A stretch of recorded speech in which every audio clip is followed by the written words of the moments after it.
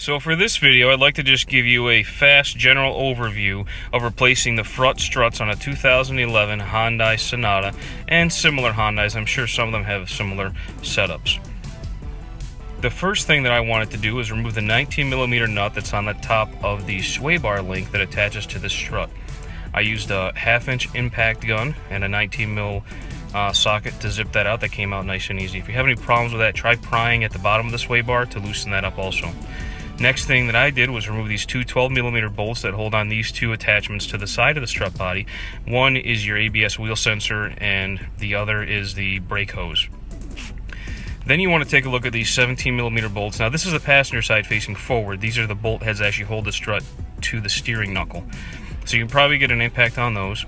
On the opposite of those, there's 19mm nuts. I found that a wrench was easiest because the brake caliper gets in the way slightly, so you can remove both of those bolts and nuts at that time. The last step for removing the strut is removing these 14mm nuts on the top of this strut tower. Before you remove all three of those, make sure that you have a good hold on the strut body here, because as soon as you remove all three of those nuts, the whole strut body is going to want to fall down below, and that's going to actually strike your CV shaft boot, and you don't want that to happen. Okay, so this is just a quick general information video on compressing the coil springs when you're replacing struts. So basically what I have here is I'm working on a 2011 Hyundai Sonata today. This is the old strut with coil spring attached and the mounting bracket on top. Kind of rusty, but I think it's still serving its purpose. This is the new strut. Okay, it's ready to go. So basically what has to happen is this spring and this top bracket and this little boot in here all have to get transferred to that other strut body. So how do you do that? You have to compress that spring and release the tension on that.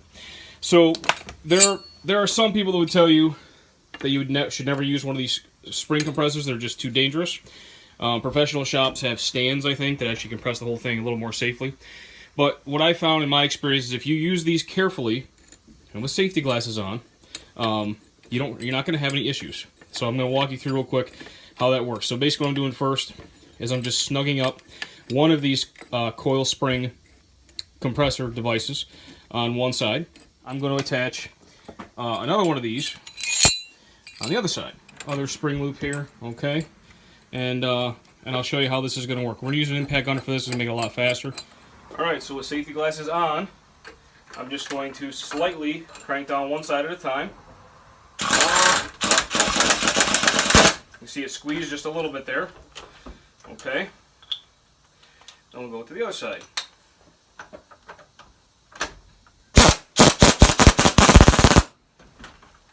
And back to this side.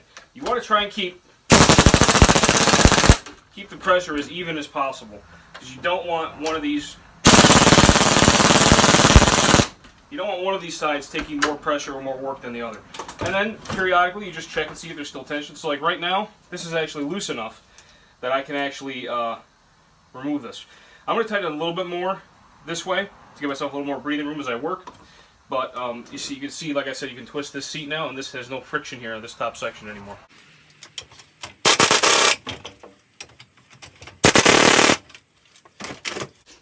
Okay, so now the next step is there's a center bolt on the top here, which you'd be able to see. It actually goes on that nut there. Once it comes through this bracket, this top plate. I'll zip that nut off. I'll be able to remove all of this at once, put it on the new strut, tighten it back again, and then we'll release the pressure on this spring, and we'll be good to go.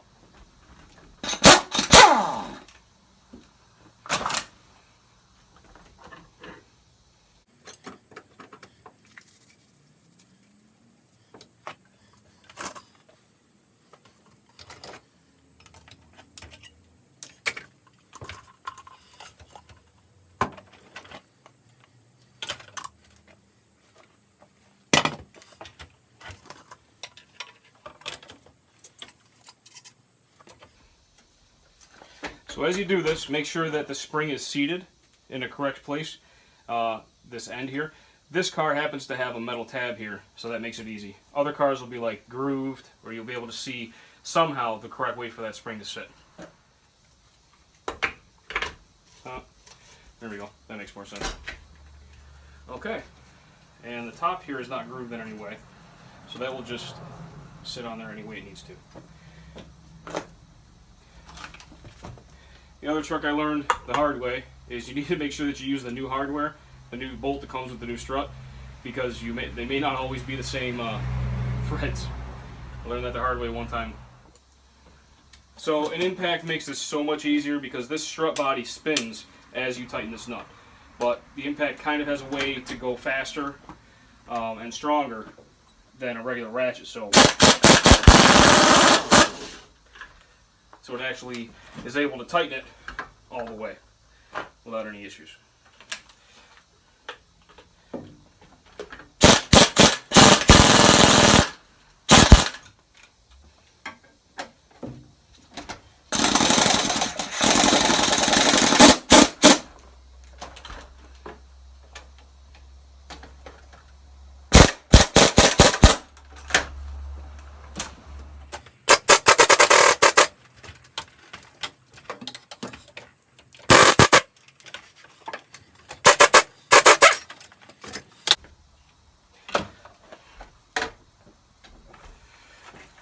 And there you have it.